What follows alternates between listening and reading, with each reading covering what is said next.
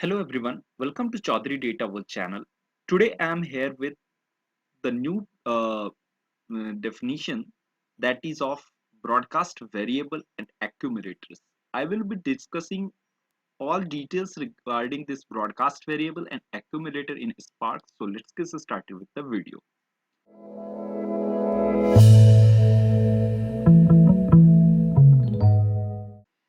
First one is broadcast variable and another one is accumulator, which comes under distributed shared variables. Technically it's the distributed shared variables.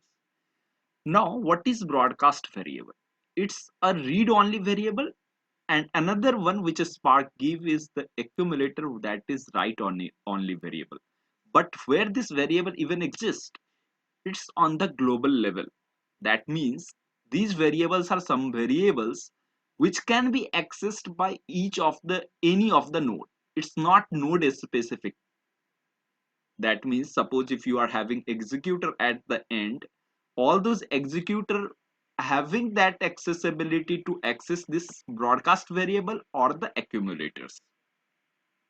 Now difference between these broadcast variable and accumulator is the major one, that is broadcast variable is the read only variable and accumulator is the write only variable. That means for accumulator, this worker node can change the value whatever it is containing before, but for broadcast variable, whatever the values it is containing, it can't be changed by any of the worker node.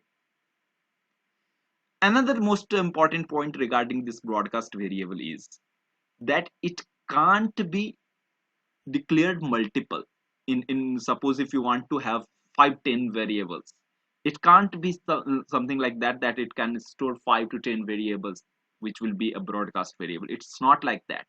You need to take then the separate data structure like list or dictionary, anything which will be your broadcast variable, which will be containing again the different values whatever it wants. I will be explaining in the demonstration ahead into the Databricks that how we can use multiple variable even if the broadcast variable is not allowing for the multiple variables. But accumulators, it can be multiple accumulators inside our whole Spark application. So another question which is very important, that where this broadcast variable and accumulator variables are even sitting, it's in the driver program. If you are aware of the Spark architecture, the very first thing it comes into the Spark architecture is the driver program.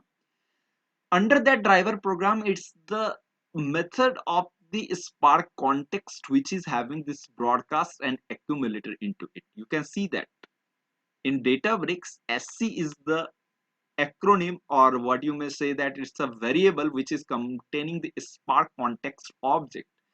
That object is having this broadcast method which is in which you can just pass on the value whatever you want. It will be created against that value. That broadcast variable will be created then. Similarly for the accumulator as well. Now for the broadcast variable, this variable is then stored into the cache memory of the node or the worker node or the executor.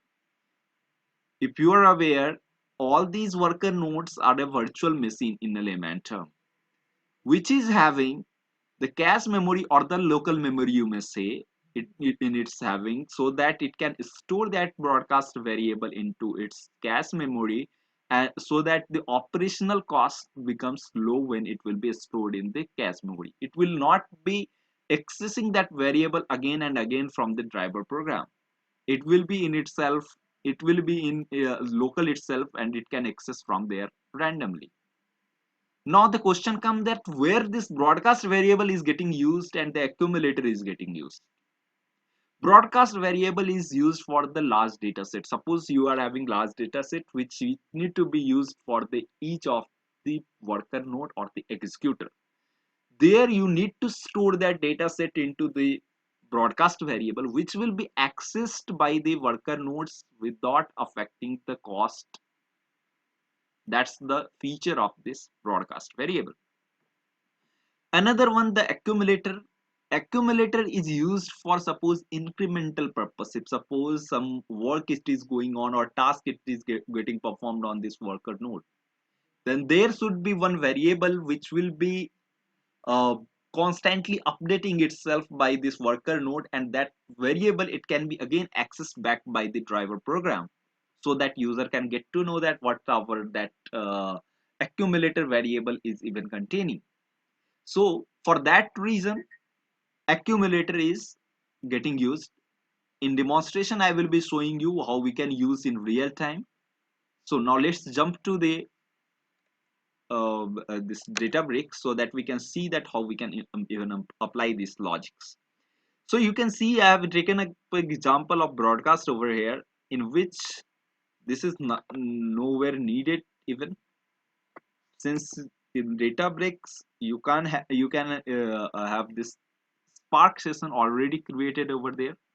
So what you can see there, that you spark context dot broadcast values. So this is the variable which is the broadcast variable. In that broadcast variable we are defining the values. Now values is what? It's a dictionary. It's the way with which we can store multiple values or multiple variables into our broadcast variable. It's the way, it's a hack you may say. It's not like that it's giving you the flexibility to store multiple variables as a broadcast variable. With this particular method you can go ahead with having multiple variables into your broadcast variable. So taking up into the this one dictionary key, it can be accessed via key whatever variables you are having. Then broadcast variable dot value, just we are accessing over here. You can see that access the broadcast variable values, and as soon as you click on shift plus enter, that means if you are executing it, it will give you all the values against that whole whatever you have stored it into the broadcast variable. Hope this demonstration is clear to you. If any confusion, let me know into the comment section. Moving ahead with the accumulator. And again in accumulator you don't need this particular chunk of code from, that means importing this Spark session or creating this Spark session. It's already created into your database.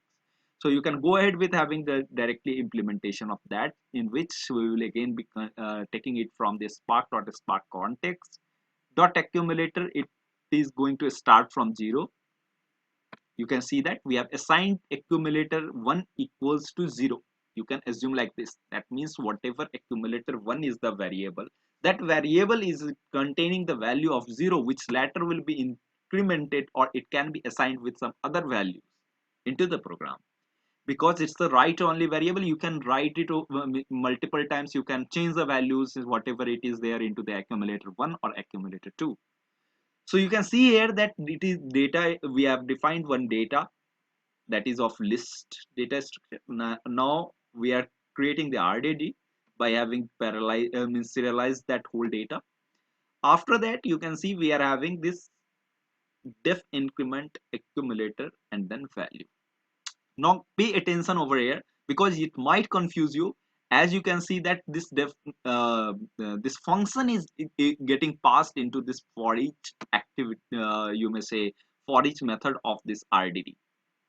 So when it will be passed, it just takes up the in result 1. You can see that we have taken up the value of accumulator 1, and then dot value is the way to retrieve the value from it. You can put this you can take a word minute look over whole of this program, and if you are having any confusion you can go ahead with searching on net, or if more confusion it comes to you, let me know into the comment section so that I can clear you. And if you are clicking on shift plus enter, it will give you the value which is containing over there into the accumulator 1 and then accumulator 2. So hope this video you found it very helpful in getting the vast knowledge, or you may say the difference between this accumulator and then the broadcast variable. And if you found this video helpful, kindly like to the video, subscribe to the channel, and see you in the next one.